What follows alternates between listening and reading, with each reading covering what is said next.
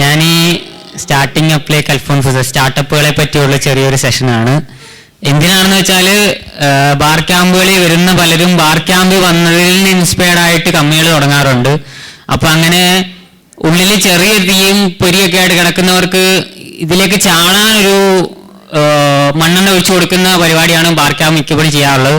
അപ്പം ആർക്കെങ്കിലുമൊക്കെ എവിടെയെങ്കിലുമൊക്കെ പൊരി ഉണ്ടെങ്കിൽ കത്തിക്കാൻ എനിക്കായി കഴിയുന്ന ചെറിയ മണ്ണെണ്ണയൊക്കെ സപ്പോർട്ട് ചെയ്യാൻ വേണ്ടിയിട്ടാണ് ഞാൻ ഈ സെഷൻ ചെയ്യുന്നത്. എന്നാൽ വളരെ മച്ചുറായ ഒരുപാട് ആൾക്കാരൊക്കെ ഇവിടെ ഇരിപ്പുണ്ട്. വളരെ മച്ചുറായ സ്റ്റാർട്ടപ്പുകളും ഫൗണ്ടേഴ്സും ഒക്കെ ഇരിപ്പുണ്ട്. പിന്നെ കാണാൻ ഒരു ലുക്കും ഇല്ലാത്ത ആരാണ് ഞാനെന്നൂടെ പറയാം. ഞാനും 2-3 വർഷം മുമ്പ് ഒരു സ്റ്റാർട്ടപ്പ് തുടങ്ങിയാണ്. ഇപ്പോഴും ആ സ്റ്റാർട്ടപ്പ് തന്നെ കണ്ടിന്യൂ ചെയ്യുന്നു. അതിൻ്റെ ഇടയ്ക്ക് കുറേ പ്രോജക്റ്റ് ചെയ്തിട്ടുണ്ട്. അതിൻ്റെ ഇടയ്ക്ക് ഒരു പ്രോഡക്റ്റ് ഇറക്കി, അത് ഞങ്ങൾ സ്റ്റോപ്പ് ചെയ്തു. അടുത്ത പ്രോഡക്റ്റിന് വേണ്ടി വർക്ക് ചെയ്തുകൊണ്ടിരിക്കുകയാണ്. അപ്പോൾ അതിൻ്റെ ഭാഗമായിട്ട് ഇപ്പോൾ കഴിഞ്ഞൊരാഴ്ചയായിട്ട് കുറച്ച് ശാരീരിക അധ്വാനവും വെയിലത്തൊക്കെ ആയിട്ട് കുറച്ചുകൂടെ മോശമായിട്ടുണ്ട്. അതുകൊണ്ട് ക്ഷമിക്കുക, ഇത്ര ലുക്കൊക്കെ ഉള്ളൂ. അപ്പോൾ ഞാൻ സെഷനിലേക്ക് കിടക്കാം. സോ അൽഫോൺസ് പുത്രൻ എന്ന് പറഞ്ഞാൽ കഴിഞ്ഞ ഏകദേശം 1-1.5 വർഷമായിട്ട് ഫേസ്ബുക്കിൽ ഞാൻ ഫോളോ ചെയ്യുന്നൊരു വ്യക്തിയാണ്. വെറും ഒരു ഡയറക്ടർ എന്നതിനപ്പം ഒരുപാട് കാര്യങ്ങൾ പുള്ളിയിൽ കണ്ടതുകൊണ്ടാണ് എനിക്കിങ്ങനെ ഒരു സെഷനെ പറ്റി ഓർക്കാൻ വേണ്ടി തോന്നിയത്. അപ്പോൾ അൽഫോൺസ് പുത്രൻ്റെ ഒരു യാത്ര ഒരു സ്റ്റാർട്ടപ്പ് ഫൗണ്ടർക്ക് നേരിടേണ്ടി വരുന്ന പല ഡിഫിക്കൽട്ടീസും അതിനെ ഫേസ് ചെയ്യാനും കവർ ചെയ്യാനും വളരെ ക്രിയേറ്റീവായ കാര്യങ്ങൾ ചെയ്യുകയും ചെയ്തൊരു ആളാണ് അൽഫോൺസ് പുത്രൻ. കഥ തുടങ്ങുന്നത് എങ്ങനെയാണെന്ന് വെച്ചാൽ, പുള്ളിക്ക് സിനിമ എടുക്കണം. ഒന്നുമല്ലാത്ത ഒരു ഡയറക്ടറിൻ്റെയും ആക്ടറുടെയും മകനല്ലാത്ത ഒരാൾക്ക് സിനിമ എടുക്കുക എന്ന് വെച്ചാൽ അങ്ങനെ വെറുതെ നടക്കുന്ന കാര്യമൊന്നുമല്ല. അങ്ങനെ ഉള്ളപ്പോഴാണ് അൽഫോൺസ് പുത്രൻ സിനിമ എടുക്കണം എന്ന് ആഗ്രഹമായിട്ട് പലരുടെയും മുമ്പിൽ നടന്നു. ഇൻവെസ്റ്റർ കിട്ടുന്നില്ല, കാശ് കിട്ടുന്നില്ല. അപ്പോഴാണ് പുള്ളി ഒരു ഷോർട്ട് ഫിലിം ചെയ്യുന്നത്. ഷോർട്ട് ഫിലിം ചെയ്ത് കഴിവ് പ്രൂവ് ചെയ്ത് കഴിഞ്ഞാൽ ചിലപ്പോൾ ഇൻവെസ്റ്റർ കിട്ടാനുള്ള ചാൻസ് ഉണ്ട്. അങ്ങനെയാണ് യു എന്നൊരു ആൽബം അൽഫോൺസ് പുത്രൻ ആദ്യമായിട്ട് ചെയ്യുന്നത്. ഈ ആൽബം കൊണ്ട് പുള്ളി ഉദ്ദേശിച്ചിട്ടുണ്ടെങ്കിൽ പുള്ളിയുടെ MVP, അതായത് പുള്ളി ചെയ്യാൻ പോകുന്ന പ്രോഡക്റ്റിന്റെ ഏറ്റവും മിനിയേച്ചർ വെർഷൻ, പുള്ളിയുടെ കയ്യിലുള്ള റിസോഴ്സസ് വെച്ചിട്ട് പുള്ളിക്ക് എന്ത് ചെയ്യാൻ പറ്റും, അതായിരുന്നു ഒരു ഷോർട്ട് ഫിലിം അല്ലെങ്കിൽ ആ ഒരു ആൽബം എന്ന് പറയുന്നത്. അത് വെച്ചുകൊണ്ട് പുള്ളി അത് പ്രൂവ് ചെയ്തു. ഫോർ എക്സാമ്പിൾ, ഇപ്പോൾ ട്വിറ്റർ ക്രിയേറ്റ് ചെയ്യണം. ട്വിറ്റർ ഇന്നത്തെ നിലയിലൊന്നും ഒരു സ്റ്റാർട്ടപ്പ് ഫൗണ്ടറിന് ക്രിയേറ്റ് ചെയ്യാൻ പറ്റില്ല. പക്ഷേ ആദ്യം എന്താ ചെയ്യാന്ന് വെച്ചാൽ, ട്വിറ്റർ തുടങ്ങിയ ആദ്യം എന്താണെന്ന് വെച്ചാൽ വെറും ഒരു വാളില് അയാൾ എന്ത് ചെയ്യുന്നു എന്ന് 140 വേർഡ്സിലൊന്ന് പോസ്റ്റ് ചെയ്യാൻ പറ്റുക. അതിൽ ചില ഇമേജ് ഇടാനോ അതിൽ ട്രെൻഡിങ് ടോപ്പിക്സ് കാണിക്കാനോ ഫോളോ ചെയ്യാനോ ഒരു ഓപ്ഷനും ഇല്ല. ട്വിറ്ററിന്റെ ഏറ്റവും ബേസിക് കാര്യം എന്താണ്? ഈ 140 വേർഡ്സിലെ പോസ്റ്റ്. ഇതാണ് അതിന്റെ MVP. ഈ MVP വെച്ചിട്ടാണ് മിക്ക പ്രോഡക്ട്സും തുടങ്ങിയിരിക്കുന്നത്. അതായത് Airbnb നിങ്ങൾക്ക് അറിയില്ല, റൂം ഷെയർ ചെയ്യാൻ യൂസ് ചെയ്യുന്ന പ്ലാറ്റ്ഫോം. അവർ തുടങ്ങിയിരിക്കുന്നതെന്ന് വെച്ചാൽ ഒരു വേർഡ്പ്രസ് ബ്ലോഗ്, ഇന്നടുത്ത് ഇന്ന റൂംസ് ഉണ്ടെന്ന് ലിസ്റ്റ് ചെയ്യുന്ന ഒരു ബ്ലോഗ്. ഇതിൽ നിന്നാണ് അവർ തുടങ്ങുന്നത്. സോ MVP എന്താണെന്ന് വെച്ചാൽ ദാറ്റ്സ് നമ്മുടെ കയ്യിലുള്ള റിസോഴ്സസ് വെച്ച് നമുക്ക് ആദ്യം എന്ത് ചെയ്യാൻ പറ്റും, അത് നമ്മുടെ പ്രോഡക്റ്റിന്റെ ഏറ്റവും ബേസിക് ഒരു വെർഷൻ ആയിരിക്കണം. സോ അത് വെച്ച് പുള്ളി തുടങ്ങി, ഫണ്ടൊക്കെ ആയി, സിനിമ തുടങ്ങാനുള്ള പ്ലാനായി. സോ നെക്സ്റ്റ് പുള്ളിക്ക് വേണ്ടത് ഒരു ടീമായിരുന്നു. സോ നമുക്ക് ഏറ്റവും നല്ല ടീമിനെ എവിടുന്ന് കിട്ടും?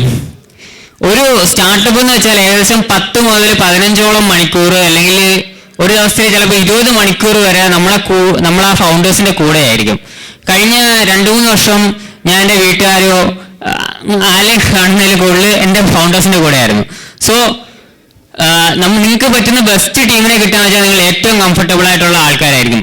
നിങ്ങളുടെ കൂടെ പഠിച്ചവര്, സ്കൂളിൽ പഠിച്ചവര്, കോളേജിൽ പഠിച്ചവര്, ഇങ്ങനെ വന്നിട്ടുള്ള സ്റ്റാർട്ടപ്സ് ആണ് പലതും നല്ല സക്സസ്ഫുൾ ആയിട്ടുള്ളത്. ഗൂഗിൾ മുതൽ ഇന്ന് നമ്മുടെ നാട്ടിലെ ഹൗസിംഗ് വരെ എല്ലാം കോളേജിൽ അല്ലെങ്കിൽ സ്കൂളിൽ നമ്മൾ പഠിച്ചിട്ടുണ്ടായ ടീംസിനെ കൂടെ എടുക്കുമ്പോൾ ഉണ്ടാവുന്നതാണ്. സോ ഇങ്ങനെ എടുക്കുമ്പോൾ അങ്ങനെ എല്ലാവരെയും എടുത്താലൊന്നും കംഫർട്ടബിൾ ആവില്ല. ഒരു ആനിമൽ ഇൻസ്റ്റിങ് ഉണ്ടാവണം അയാളില്. എന്ത് വേണമെന്ന് വെച്ചാലും നേടിയെടുക്കാൻ പറ്റുന്നൊരു സ്കില്ല്. അതല്ലാതെ അതിനപ്പുറത്തേക്ക് പ്രോഗ്രാമിംഗ് സ്കില്ലോ അങ്ങനെ ഒരു സ്പെസിഫിക് സ്കില്ല് നോക്കിയിട്ടല്ല എടുക്കുന്നത്. നമ്മൾ ഇഷ്ടപ്പെടാൻ നല്ലൊരു പാഷനുള്ള കുറേ പേര് എടുക്കുന്നു. പിന്നെ ഇൻ കോഴ്സ് ഓഫ് ടൈം അവരൊക്കെ എന്താവുന്നു എന്ന് it will come up. So പുള്ളി അപ്പോൾ ആദ്യത്തെ സിനിമ എടുക്കുകയാണ്. ആദ്യത്തെ സിനിമ എടുക്കുമ്പോൾ എന്ന് പറയുമ്പോൾ അങ്ങനെ വെറുതെ ഒരു പുതിയ ഡയറക്ടർ ആദ്യത്തെ ഒരു സിനിമ എടുത്താൽ അത്ര സക്സസ്ഫുൾ ആവണമെന്ന് നിർബന്ധമില്ല, ചിലപ്പോൾ പ്രോഫിറ്റബിൾ ആവണമെന്ന് നിർബന്ധമില്ല. സോ പുള്ളി ചെയ്ത ഒരു കാര്യമുണ്ട്, വളരെ ചെറിയ ചെറിയ ചെറിയ കാര്യങ്ങൾ വെച്ചിട്ട് അതിനെ തമിഴിൽ ഇറക്കി. തമിഴിൽ കുറച്ച് ആക്ടേഴ്സിനെ ചേഞ്ച് ചെയ്തു, തമിഴിലേക്ക് ഡബ് ചെയ്തു, തമിഴിൽ ഇറക്കി. റീച്ച് വളരെ കൂടി. പുള്ളിയുടെ ആ മൂവിയുടെ യൂസർ ബേസ് എന്ന് വെച്ചാൽ വളരെ കൂടി. ഒരു വർഷം മുമ്പ് നമുക്ക് ധനൻ എന്ന് പറഞ്ഞൊരു ആപ്പ് ഡെവലപ്പർ ലോക്കലൈസേഷൻ എന്നുള്ള കൺസെപ്റ്റിനെ പറ്റി ഒരു ക്ലാസ് എടുത്തിരുന്നു. അതായത് ഒരാപ്പ് പുള്ളിയുടെ ഒരു ഗെയിം പുള്ളി റഷ്യൻ ലാംഗ്വേജിലേക്ക് ലോക്കലൈസ് ചെയ്ത് കാരണം പുള്ളിയുടെ യൂസർ ബേസ് എത്രമാത്രം കൂടി എന്നുള്ളത്. സോ ഒരു തുടക്കക്കാരന് പുള്ളിയുടെ ഫസ്റ്റ് ഇതിന്റെ ഇനിഷ്യേറ്റീവിന്റെ പ്രോഫിറ്റബിലിറ്റി കൂട്ടാൻ വളരെ നല്ലൊരു ഇതായിരുന്നു ലോക്കലൈസേഷൻ ഉള്ളത്. അങ്ങനെ പുള്ളി സെറ്റായി ഒരു സിനിമ എടുത്തു, ഓൾമോസ്റ്റ് സക്സസ്ഫുൾ ആയി. പിന്നെയാണ് പുള്ളിയുടെ ഒരു റിയൽ സിനിമ വരുന്നത്. So there comes the next investor. അപ്പോഴാണ് ഇൻവെസ്റ്ററെ പറ്റി സംസാരിക്കുക. ഇൻവെസ്റ്റർ എന്താണെന്ന് വെച്ചാൽ നമുക്ക് വിനോദ് ഖോസ്ല പറഞ്ഞൊരു കാര്യമുണ്ട്, most of the investors bring negative value and most of the investors bring no value and some of them bring negative value. ഒരു ഇൻവെസ്റ്ററെ സെലക്ട് ചെയ്യുമ്പോഴെന്ന് പറഞ്ഞാൽ മുമ്പ് എപ്പോഴെങ്കിലും എന്തെങ്കിലും ഒരു സ്റ്റാർട്ടപ്പ് ചെയ്ത് സക്സസ്ഫുൾ ആയ ഒരാളല്ലെങ്കിൽ you are going to get screwed. So പുള്ളിയുടെ രണ്ടാമത്തെ സിനിമയുടെ ഇൻവെസ്റ്റർ എന്ന് വെച്ചാൽ അൻവർ റഷീദാണ്. അൻവർ റഷീദ് സിനിമ ഡയറക്റ്റ് ചെയ്യാനുള്ളതിന്റെ കാരണം അൻവർ റഷീദ് തന്നെ പറഞ്ഞിട്ടുണ്ട്, ഈ മോശം പ്രൊഡ്യൂസേഴ്സ് ഈ ഫീൽഡിലേക്ക് ഇറങ്ങുന്നതുകൊണ്ട് മാത്രമാണ് പുള്ളിയുടെ മൂവീസിൽ സക്സസ് ആയി പുള്ളി ആ ക്യാഷ് കൊണ്ട് കൂടുതൽ സിനിമകളിലേക്ക് ഇൻവെസ്റ്റ് ചെയ്യുന്നു. ഇന്ന് പുള്ളിയുടെ ഡയറക്ടേഴ്സിന് പോലും പ്രോഫിറ്റ് ഷെയർ കൊടുക്കുന്ന ഒരു പുള്ളിയാണ് അൻവർ റഷീദ്. സോ അങ്ങനെ അപ്പോൾ ഒരു റൈറ്റ് ഇൻവെസ്റ്ററെ കണ്ടെത്തുക, റൈറ്റ് ടീമിനെ കണ്ടെത്തുക, പിന്നെ ദ പ്രോഡക്റ്റ്. പ്രോഡക്റ്റ് എന്ന് പറയുമ്പോൾ നമ്മളെ ആദ്യം കാണിച്ച് മോഹിപ്പിച്ചത് മരിയാണ്. എല്ലാവരും കണ്ട് വളരെ കൊതിച്ചിട്ടാണ് തിയേറ്ററിൽ പോയത്. പക്ഷേ അവിടെ സംഭവിച്ചത് നേരെ തിരിച്ചാണ്, അതിനപ്പുറമായിരുന്നു അവിടെ വെച്ചിരുന്നത്. അതാണ് ഓവർ ഡെലിവർ എന്ന് പറയുന്നത്. ഇന്ന് കസ്റ്റമർ സാറ്റിസ്ഫാക്ഷൻ എന്നൊന്നും കൺസെപ്റ്റ് ഒന്നുമില്ല. നിങ്ങളൊരു സാധനം ഇറക്കിയാൽ അതിന് 1000 കോപ്പി ഇറക്കും, ഒരേ പ്രോഡക്റ്റിന് 1000 കമ്പനി ഉണ്ടാവും. സോ അവിടെ കസ്റ്റമർ സാറ്റിസ്ഫാക്ഷൻ കൊണ്ട് ഒന്നും നേടാനില്ല, കസ്റ്റമർ എക്സ്റ്റസി ആണെന്ന് വേണ്ടത്. അതായത് ഇപ്പൊ സാപ്പോസ് എന്ന് പറയുന്നൊരു കമ്പനി, അവരൊരു ഷൂ ഇ കോമേഴ്സ് കമ്പനിയാണ്. ഒരു ഷൂ ഇ കോമേഴ്സ് കമ്പനി, എത്രയോ ഇ കോമേഴ്സ് കമ്പനിയുണ്ട്. ഒരു ഷൂ ഇ കോമേഴ്സ് കമ്പനി ഇത്ര ഒരു ഫേമസ് ആവുന്ന, ഇത്ര ഒരു ഇമ്പാക്റ്റ് ഉണ്ടാക്കാൻ കാര്യം എന്ന് വെച്ചാൽ അവരുടെ കസ്റ്റമർ സാറ്റിസ്ഫാക്ഷനിൽ എക്സ്ട്രീമാണ്. അവരുടെ എല്ലാ എംപ്ലോയീസും പുതിയതായിട്ട് ജോയിൻ ചെയ്യുമ്പോൾ ഏകദേശം 1 മന്തോളം അവർ they have to work in the customer service section taking phone calls. അതുപോലെ തന്നെ ഒരു കസ്റ്റമർ സർവീസിലെ വേൾഡ് റെക്കോർഡ് എന്തുകൊണ്ട് അവർക്ക് for talking continuously to one customer. So you have to over deliver and under promise. So പിന്നെ product എന്ന് പറഞ്ഞാൽ what should be your product. നമ്മൾ product features ഏറ്റവും കൂടുതൽ ഒരിക്കലും പ്രോഡക്റ്റ് അല്ല, നിങ്ങൾ യൂസ് ചെയ്യുന്നൊരു 4-5 ആപ്സ് അല്ലെങ്കിൽ സോഫ്റ്റ്വെയർസ് എടുത്ത് നോക്കുക. ഏറ്റവും കൂടുതൽ ഫീച്ചേഴ്സ് ഉള്ള സോഫ്റ്റ്വെയർ ആയിരിക്കില്ല നമ്മൾ യൂസ് ചെയ്യുന്നത്, അല്ലെങ്കിൽ ഏറ്റവും കൂടുതൽ ഫീച്ചേഴ്സ് ഉള്ള സോഫ്റ്റ്വെയർ ആയിരിക്കില്ല ഒരിക്കലും മാർക്കറ്റിൽ ടോപ്പ് ആവുന്നത്. നമുക്ക് ഒരു പ്രോഡക്റ്റിൽ നിന്ന് എന്തൊക്കെ കട്ട് ചെയ്ത് മാറ്റാം, എന്തൊക്കെ അതിൽ നിന്ന് കളയാം എന്നുള്ളതാണ് ഏറ്റവും ഇമ്പോർട്ടൻറ്റ്. സോ അത് അൽഫോൺസ് പുത്രനെ പറ്റി പറയുന്ന കാര്യം എന്താണെന്ന് വെച്ചാൽ, അൽഫോൺസ് പുത്രനെ പറ്റി ഈ കഴിഞ്ഞ ഇതിൽ പ്രേമത്തെ പറ്റി വന്ന പലരും പറഞ്ഞ ഇന്റർവ്യൂസിലെല്ലാം നമുക്ക് കേൾക്കാൻ കഴിയുന്ന ഒരേ ഒരു കാര്യം എന്ന് വെച്ചാൽ, അദ്ദേഹം ഫിലിം ഷൂട്ടിംഗ് ആയിട്ട് ഏറ്റവും കൂടുതൽ സമയം സ്പെൻഡ് ചെയ്ത് എഡിറ്റിങ്ങിന് വേണ്ടിയിട്ടാണ്. It took like months for editing. He stood in the editing studio for months for day and night. So നമ്മൾ ഉണ്ടാകുന്ന സാധനത്തിൽ എന്തൊക്കെ കട്ട് ചെയ്ത് കളയാം എന്നുള്ളതാണ്. സ്റ്റീവ് ജോബ്സ് ആദ്യം ഐഫോൺ ഇറക്കുമ്പോൾ ഒരൊറ്റ ബട്ടൺ വെച്ചിട്ട് ആ ഫോൺ ഇറക്കാനുള്ളൊരു ഗട്ട്സ്, അതിൽ നിന്ന് ഇത്രയും പാർട്സ് കട്ട് ചെയ്ത് കളയാൻ പറ്റുമെന്ന് ഐഡന്റിഫൈ ചെയ്യാനുള്ളൊരു ഗട്ട്സ്. ഇതാണ് മിക്ക പ്രോഡക്ട്സിൻ്റെയും ഇന്നത്തെ ഏറ്റവും ഇമ്പോർട്ടൻറ്റ് തിങ്. എന്തൊക്കെ നിങ്ങളുടെ പ്രോഡക്റ്റിൽ നിന്ന് കട്ട് ചെയ്ത് എത്ര സിമ്പിളായിട്ട് ഏറ്റവും എഫിഷ്യൻ്റ് ആയ സാധനം മാത്രം യൂസറിന് കൊടുക്കാം എന്നുള്ളത്. So and the next most important thing, USP. USP എന്ന് പറഞ്ഞാൽ യുണീക്ക് സെല്ലിംഗ് പോയിന്റ്. അദ്ദേഹം ഇനി എത്ര കഷ്ടപ്പെട്ട് സിനിമ ഇറക്കിയിട്ടും കാര്യമില്ല, എത്ര ക്വാളിറ്റിയിൽ സാധനം ചെയ്തിട്ടും കാര്യമില്ല, വാസിഡി ഇറങ്ങി കഴിഞ്ഞാൽ തീർന്നു.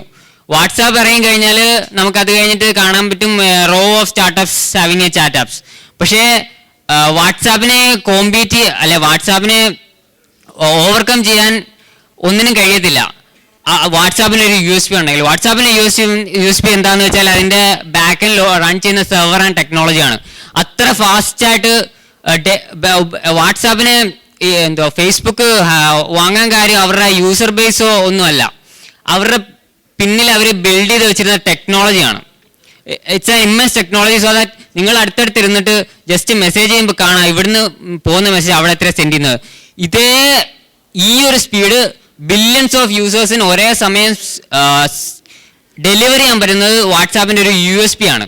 അതുപോലെ ഇത് പുത്രൻ തമ്മിലുള്ള ബന്ധം എന്ന് വെച്ചാൽ ഞാൻ പൈറസിയെ പറ്റി പറഞ്ഞാണ്. അതായത് നിങ്ങൾ എത്ര നന്നായിട്ട് പ്രോഡക്റ്റ് ചെയ്തിട്ടും കാര്യമില്ല, there would be copies, there would be copycats coming as soon as you are out in the market. നിങ്ങൾ എത്ര നന്നായിട്ട് റിസർച്ച് ചെയ്ത് എത്ര നല്ല യൂസർ എക്സ്പീരിയൻസ് കിട്ടിയാലും there can be copycats in the next month. So what you need is കമ്പനിയിലേക്ക് ഇൻഗ്രീൻഡ് ആയിട്ടൊരു USP ഉണ്ടായിരിക്കണം. So one which no one can copy. ആക്കട്ടല്ല. So finally a bonus thought. പുള്ളി ഇതെല്ലാം ചെയ്യുമ്പോൾ ഈ 2 സിനിമ എടുത്തപ്പോഴും നമുക്ക് ശ്രദ്ധിക്കാൻ പറ്റുന്ന ഒരു കാര്യം എന്താണെന്ന് വെച്ചാൽ, ഞാനീ പറഞ്ഞതെല്ലാം എന്ന് വെച്ചാൽ സ്റ്റാർട്ടപ്സിനെ ഫോളോ ചെയ്യാൻ പറ്റുന്ന ചില ടിപ്സ്, ഈ ജേണി ഫോളോ ചെയ്തവരുടെ എക്സ്പീരിയൻസിൽ നിന്ന് വന്ന കുറേ കാര്യങ്ങൾ ഒക്കെയാണ്. ഇതൊക്കെ ഫോളോ ചെയ്താൽ നിങ്ങൾക്ക് എന്ത് കിട്ടും എന്ന് പറഞ്ഞാൽ, sometimes you can lesson the impact of your failure, you can increase the success rate, അത്രേ ഉള്ളൂ. എന്നാൽ ഇതൊന്നും ഫോളോ ചെയ്യാത്ത കാര്യമില്ല. ഞാനീ പറഞ്ഞത് ഒന്നും തന്നെ ഫോളോ ചെയ്തില്ലെങ്കിലും യു ക്യാൻ ബി സക്സസ്ഫുൾ. അതാണ് ഇപ്പോൾ പുള്ളി അതെങ്ങനെ അൽഫോൺസ് പുത്രനോട് ബന്ധപ്പെടുന്നത്. പുള്ളിയുടെ 2 സിനിമകളിലും പുള്ളി ട്രെയിലർ റിലീസ് ചെയ്തിട്ടില്ല. Most of the films movies happens with trailer. But പുള്ളി റിലീസ് ചെയ്ത ഒരു സോങ് ആണ്. 2ാം സിനിമയ്ക്ക് 2 സോങ്സ്, ആദ്യത്തെ സിനിമയ്ക്ക് 1 സോങ്ങും ആണ് പുള്ളി റിലീസ് ചെയ്തത്. സോ കൺവെൻഷൻസ് വിട്ടിട്ട് ക്രിയേറ്റീവായിട്ട് ചെയ്താലും you might be successful. So that's a bonus thought. And the last and important thing is ഈ ഇടയ്ക്ക് വനിതയിൽ വന്നൊരു കാര്യമാണ്. അൽഫോൺ പുത്രൻ അങ്ങനെ ഇന്റർവ്യൂസ് അധികം കൊടുക്കാറില്ല. അപ്പോൾ വനിതയിൽ നിവിൻ പോളിയുടെ ഇന്റർവ്യൂവിൽ ഞാൻ വായിച്ചൊരു കാര്യമാണ്. അവർ ഒരുമിച്ച് പഠിച്ചതാണ്. അപ്പോൾ ഏകദേശം കുറേ വർഷങ്ങൾക്ക് മുമ്പാണ്. ഇവരിങ്ങനെ സംസാരിക്കുമ്പോൾ അൽഫോൺസ് പുത്രൻ പറയും, 20 വയസ്സായാലും 25 വയസ്സായാലും ഞാനൊരു സിനിമ എടുത്തിരിക്കും, അത്ര മുമ്പേ. So he had a strong conviction that he's going to do that. ഈ ഒരു ബിലീഫ്, അതാണ് വാട്ട് എവർ ഇറ്റ് ബി. നിങ്ങൾ സ്റ്റാർട്ടപ്പ് ചെയ്യാനാണേലും വേറെ എന്താണേലും നിങ്ങളുടെ ഉള്ളിൽ ഇന്നല്ലെങ്കിൽ നാളെ നിങ്ങൾ ഇത് ചെയ്യാൻ പോകുന്നു, നിങ്ങളിത് ചെയ്തിരിക്കും എന്നുള്ളൊരു സ്ട്രോങ് ബിലീഫ്, ഇതാണ് the most important thing. Thank you.